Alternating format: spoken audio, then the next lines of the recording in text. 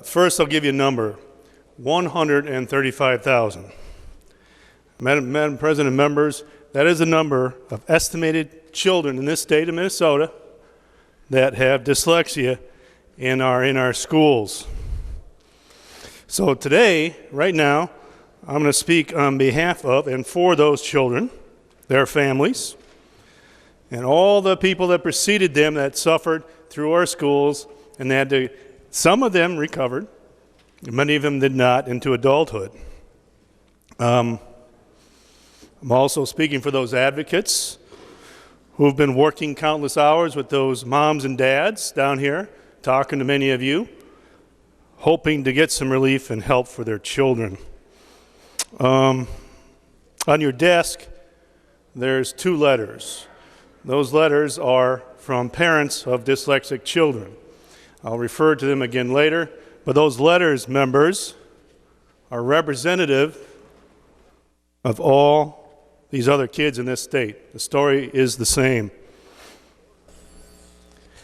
This has been a bipartisan effort from many of you, and they appreciate that. I appreciate it, but the parents and the families appreciate it.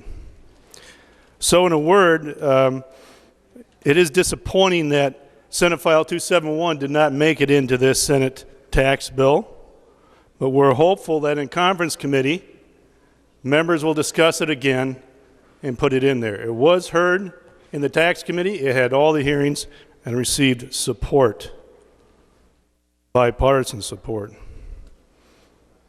So again, a little review. 135,000 kids, and that doesn't talk about the parents, the advocates, and all those other people, as I mentioned earlier, that came before. And there was no help for them in the schools. These kids come from all walks of life, members. Doesn't matter how much you make or how little you make, what your race or sex is, they come from everywhere, every corner of this state.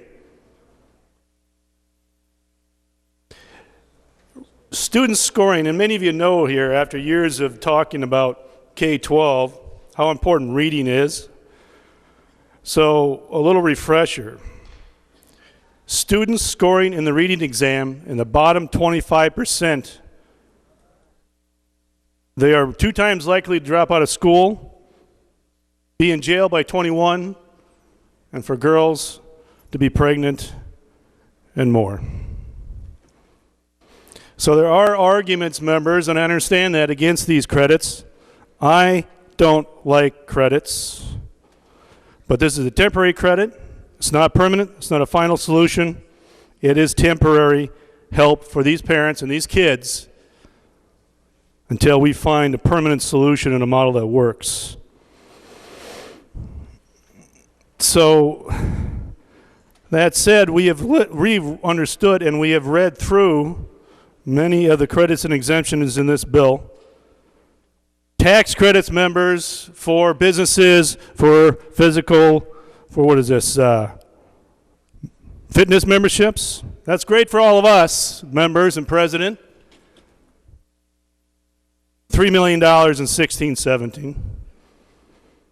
Refundable film tax credit, members and president. And that is what for 16-17? 1.6 million and 3.2 million the following biennium. On and on and on it goes. My rough reading came to about $125 million in credits and exemptions for various organizations and wealthy folks and businesses, but members, we couldn't find $19.1 million in this $2 billion surplus year to help out 135,000 kids. $2 billion. And then another $2 billion proposed tax increase in transportation. And here we sit, $125 million in credits and exemptions, but members, we don't have 19.1 for these kids and these families. The other argument is some think it's wrong to use a tax code to pick winners and losers. Again, I agree. But members, these people are paying taxes, and their kids are being left behind. They're paying taxes just like the rest of us, and their kids are left in the classroom, graduate, and can't read. Again, I refer to the letters. One of the letters, I stopped looking into dyslexia since the school wasn't concerned with it. This is not a knock against the teachers or educators. It's a knock against the system. As far as IEPs, if they get an IEP, they often don't qualify. Scores were too low, but not low enough for special ed. And these parents don't want their kids in special ed. They don't need to be there. One other example. This mother asked a school psychologist about dyslexia. She told him that dyslexia was an old 1970s medical term, and there's no such thing. These parents pay taxes. They've been told no by the schools. And then the schools say, we don't want to give away tax credits to help the parents. On and on.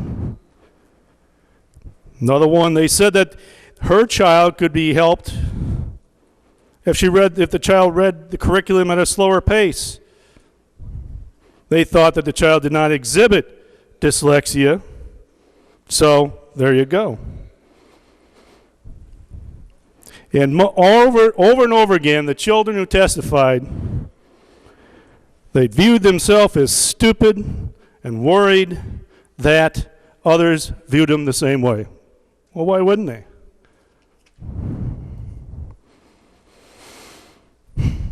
So, members, Madam President, we're asking for $19.1 million estimated for the 2 years.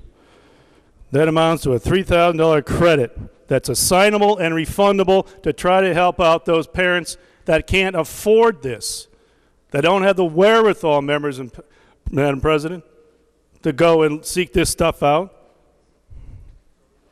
Refundable, assignable, has a sunset. Again, it's not perfect, it's not permanent, but we need something for these kids and these parents.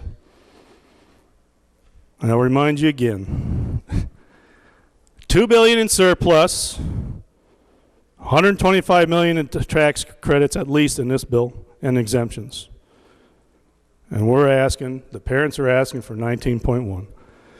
So, in closing, the parents are simply asking Senator Scoy and members that will be on the conference committee to set aside politics, personal agendas, and desires,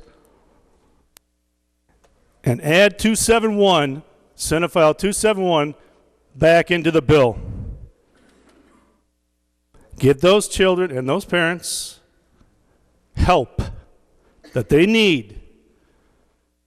And more importantly, something we all talk about, give them the hope that they can look for some solutions for their kids. Thank you.